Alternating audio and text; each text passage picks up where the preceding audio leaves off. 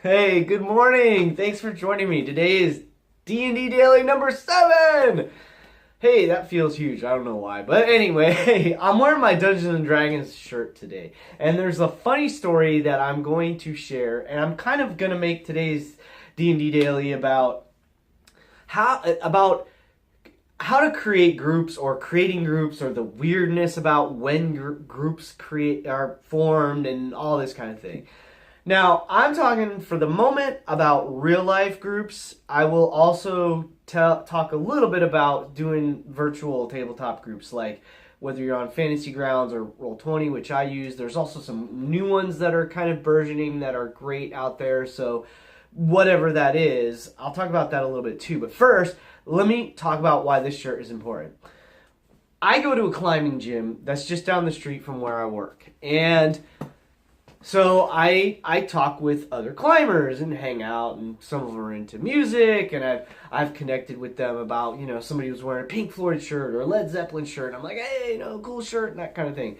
Well, one day I'm wearing this shirt, and a guy strikes up a conversation with me, and he's, hey, cool shirt. Or maybe I struck up the conversation with him. I don't know. But he complimented me on the shirt, and it immediately made me ask, of course, the question, like, hey, do you play D&D? Well, as it turns out, he had not played D&D. He had never played D&D, but he was interested and wanted to. And so we talked a little bit, and I said, well, maybe we should, figure a way to get a game going. Well, one thing leads to another, and in the course of about a week or so, it happened like super fast, actually. 3 other guys got interested in playing that are climbers. So here I am at my climbing gym talking to other climbers who also are either interested in playing D&D or are already playing D&D and sure, why not join a real life game for fun. So hey, it was totally spontaneous. It totally unexpected. And I guess in a way it's because I was advertising one of my passions and my loves. My wife gifted this shirt to me like 2-3 years ago. At least 2 years ago, I should say. And I think she got it at Target of all places, I've bought a couple of cool shirts from Critical Role, and I have a couple of fun shirts from their games and that kind of thing. Most of my shirts tend to be like Star Wars shirts because I'm kind of a big Star Wars nut, and we'll talk about Edge of the Empire, I'm sure, in another one of these daily D&Ds, or D&D dailies, I guess. But the point I'm trying to make is, the group, today's Tuesday. Normally we're going to play on Tuesdays. I am not playing tonight. I postponed for 1 week because of my personal life stuff. I have, family stuff going on that I'm not going to play tonight. But the point I'm trying to make is, when you it's really weird how groups start sometimes. You just never know. I mean, you could be at a store, you could be at work, you could be at school, wherever it is, and you'd be at a coffee shop, and somebody's playing a game or is reading a book. They got a player's handbook. My DM that I've been playing with, my GM right now, I guess, Brett, who I've talked about and I will talk about all the time. He does our games when it's our group, my old buddies, my high school buddies. So, freshman year in high school, one of us had our book out, and we were like doing stats or making a character or rolling some dice or something, and we struck up a conversation. That was like 25 years ago.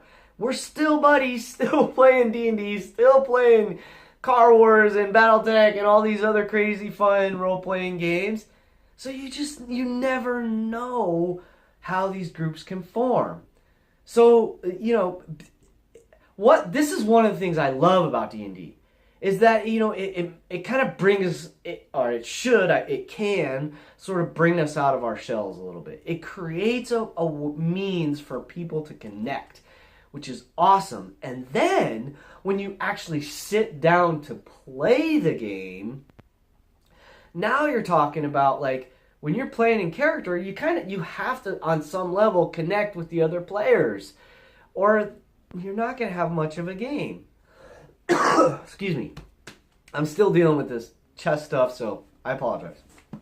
But my point is, you never know how your groups are going to form. So mine, it was from a gym. It happened because I'm wearing a Dungeons and Dragons shirt, and we got lucky. And check this out. There was 4 guys who were going to play. And we set up a text message group. We're coordinating like, okay, well, when are we going to play? And, what about rolling up characters and this and that? And I got together with one of the guys early on because he had never played. So I wanted to kind of just go through his character a little bit, backstory and this kind of thing, and help him understand just some of the basics as a precursor to actually sitting down at the table and playing the game.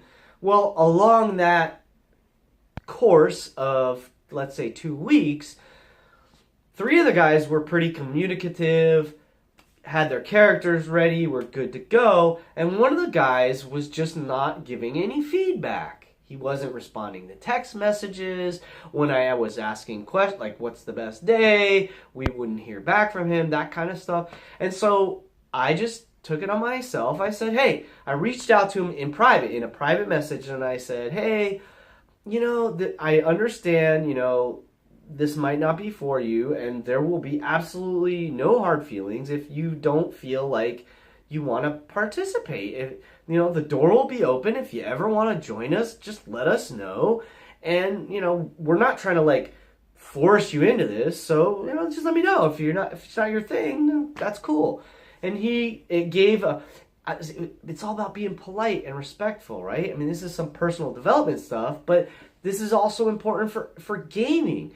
One of the biggest things in gaming is being respectful to people, Some people are not comfortable about talking about their hobbies right off the bat. I happen to be. So I have to be gentle in how I approach people and not overwhelm them with my passion. And that's kind of what I was getting from this guy. So I said, hey, man, it's cool. It's totally cool. And he responded, he had a concern that his schedule was sort of up in the air all the time, and he felt bad about committing to something that he might not be able to show up to all the time. Which, whether or not that's true, it gave him an out. It was a polite way for me to communicate to him, hey man, I understand groups aren't for everybody, and maybe this isn't your thing, and maybe it was fun talking about it, but you really weren't that interested. And who knows? So it gave him an easy way to politely step out. So now we have 3 guys who are all psyched, totally stoked about playing at the table. Myself, who I'm stoked about running the game. So everybody that's playing in the group is excited. And that's what you want. And now check this out. It could have been that we started out with 5, myself and the 4 players. And he wasn't showing up for games. He was, didn't really feel it and kind of came. Was that guy that's kind of dragging the group down. Who knows? Sometimes you'll form a group and that will happen down the road. And that's why it's so important to communicate. Be open and communicate with your players and with your DM. In between, from player to player, from player to DM, DM to player, etc. As a group, either one-on-one or as a group, talk about the game and the situation. I made it in session 1, session 01, whatever you want to call it, I made it abundantly clear. I've been in games where the DM or the players did things that made me uncomfortable, and I addressed it with them, with the DM specifically or with the players if I had to. Mostly I've had problems with a DM doing something in the story that really upset me, and I will just say it upset me because I'm a father and leave it at that. And you can imagine how crazy something might have been. And that should never be a problem, but if it is, you have to take it upon yourself to address it. And I laid it out with them. I'm like, look guys, I want to have a fun, friendly game, but there's going to be challenges, there's going to be stuff. If I ever do anything that makes you guys feel uncomfortable, let me know. And same thing, I'll do the same with you guys. I'll give you that courtesy. So that is really important. Communication is absolutely critical into creating a great gaming group. Now, I'm going to talk for a moment about virtual gaming. Virtual gaming has a total different level of this because you're not in person. You don't get the body language. You don't get, I mean, if you use video, you might get a little bit about that. But when you're in person, when you're in somebody's, like, let's say energy field or whatever, you know, you're in their presence, there's a totally different vibe. There's a totally different experience. So on the virtual level, it's just as important, if not more important, probably more important, to constantly gain feedback from each other. Make sure everybody's having fun. Make sure everybody understands, like, the play style and what you expect and what's cool and what's not cool. And all of that has to be communicated. Now, you might find that you're able to create a game more easily online because there are things like Roll20 and the forums on Reddit and the forums on Facebook, and there are, you know, Fantasy Ground and these platforms that allow us to connect. Twitter. I've created a couple groups or had groups created that I participated in through Twitter. So that's out there in the virtual world. It's a little bit easier on that level. And the cool thing about that is you get to play with people from all over the world, from different cultures. I'm an American, so I might be able to play with people from, like right now, one of the guys in my games is from Australia. And how cool is that?